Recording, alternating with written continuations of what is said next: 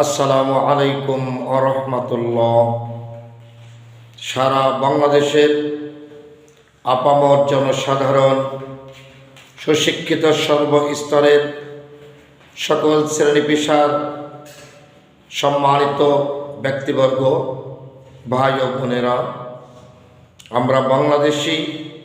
এ মাটিতে আমাদের জন্ম, এ মাটিতেই আমাদের বিদায়, এ মাটি আমাদের কবরস্থান।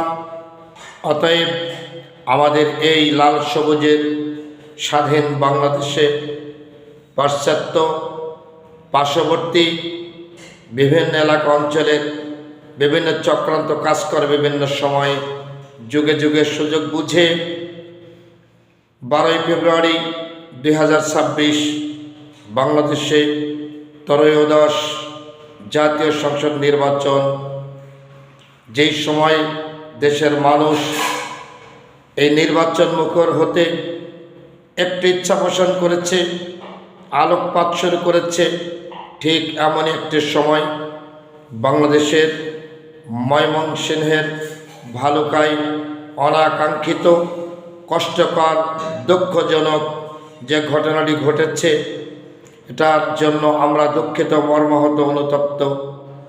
কোনো ব্যাপারেই কোনো অপরাধীকে নিজের হাতে বিচার তুলে নেওয়া সম্ভব নয়, আইন তুলে নেওয়া ঠিক নয়। এমন ঘটনা বাংলাদেশে বিভিন্ন সময় ঘটে যাচ্ছে। এই ঘটনাকে কেন্দ্র করে যদিও একজন হিন্দু ছেলে, আমরা তার এই মর্মান্তিক দুর্ঘটনায় আমরা সকলেই সত্যকার অর্থেই দুঃখিত। কিন্তু এটাকে কেন্দ্র করে পুঁজি করে অসিরা করে ভারতবর্ষ যেন আজকে একটা চরম হুঙ্কারে পরিণত হয়েছে। তারা যুদ্ধের ঘোষণা দিয়ে, যুদ্ধের প্রস্তুতি দেখিয়ে একটা হুঙ্কার সৃষ্টি করেছে। যারা বাংলাদেশের কল্যাণ চায় তারা অকল্যাণের পরিচয় কেমন করে দেয়। আমরা কখনো যুদ্ধ চাই না, অপ্রীতিকর ঘটনা চাই না, অশান্তি চাই না। আমরা চাই মিলেমিশে সুখে শান্তিতে বসবাস করতে। এদেশের হিন্দু, মুসলিম, নারী, পুরুষ সকলের অধিকার নাগরিক সূত্রে সমান, সকলেই বেঁচে থাকার অধিকার রাখে, সকলেই শান্তিতে বসবাস করার জন্য দায়িত্ব ভূমিকা পালন করে।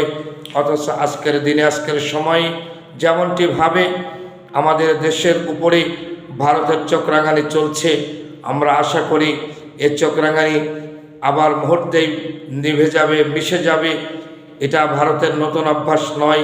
বিভিন্ন সময়ে তারা বিভিন্ন রাষ্ট্রের সঙ্গে, কিছুদিন পূর্বেই পাকিস্তানের সঙ্গে যথেষ্ট পরিমাণ উত্তেজনা সৃষ্টির পরে এমনিতেই নিবৃত হয়েছে, এবারেও যাবে। তবে আমাদের সকলকে সজাগ থাকতে হবে।